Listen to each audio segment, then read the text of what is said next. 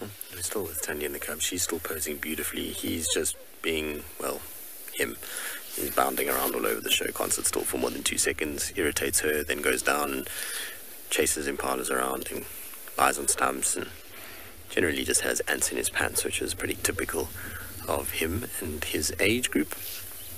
Most leopards of that age, irrespective of male or female, are pretty playful, but males particularly tend to be quite boisterous when they reach this sort of age group.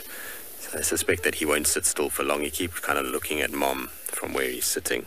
He's at the base of the mountain. He's going to come up back to her now, which will be cool. Let's just keep quiet and listen if we can hear anything.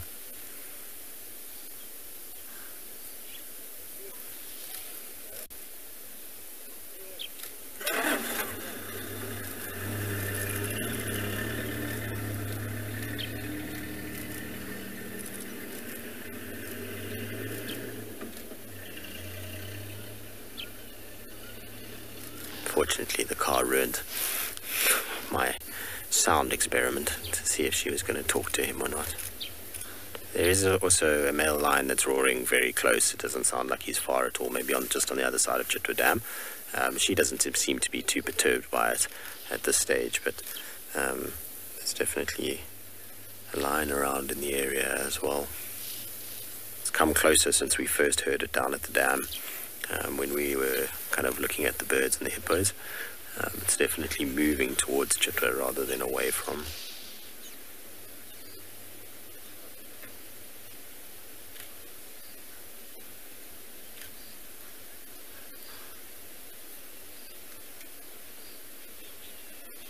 And is 100% a leopard can hunt at night. In fact, they're actually more suited to hunting in low light conditions. You see those two eyes that are kind of positioned at the front of the head. That's all for judging of distance, obviously, so that doesn't matter whether it's day or night, but they have what we don't have. So in our eyes, we've got two cells, rods and cones. Leopards are the same. They also have rods and cones in their eyes. But basically, cones are color cells, rods are light cells. Now, in our eyes, we have quite a good balance between them, which means that we get an incredible amount of color perception, but very poor low light sight. So, at night, obviously, we can't see anything.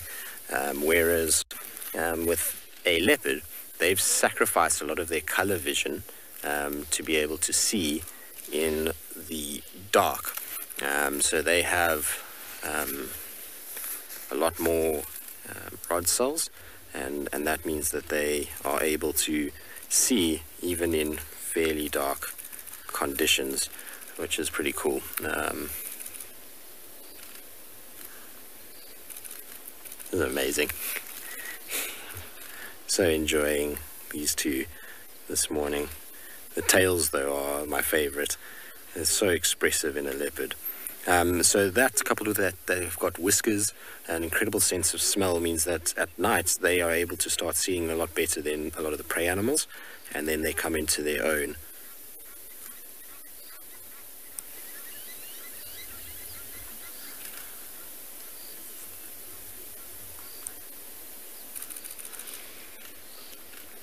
These two together are an absolute treat.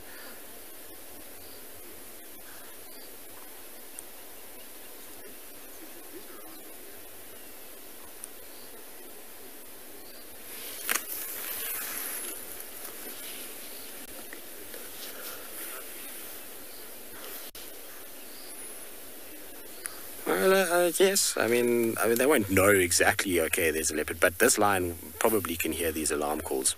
And so from that, it will start to come into this area to investigate. It knows when they're shouting like this for long periods that there's a possibility of food. So they'll know that, or if they hear a leopard calling, or those kinds of things will all indicate. They don't pay much attention to like scent mark or tracks of a leopard unless it's very, very fresh and there's a drag mark or something like that. Then you'll find that lions will start to pay attention, but otherwise they really aren't too interested in what leopards get up to. It's only when there's a potential for food do they start to pay attention. And in this case, when there's lots of alarm calls like this, it can attract lions to the area and they can arrive. If lions were to arrive right now, what you'll find is these leopards will go straight up into trees if the lion gets too close, and they'll get to the top branches where a lion won't be able to reach. And the lion will then sniff around, look around, and if it can't find a carcass in the trees, often they then just walk off or they flop down close by, and the leopard unfortunately has to stay up the tree for the rest of the day and wait it out.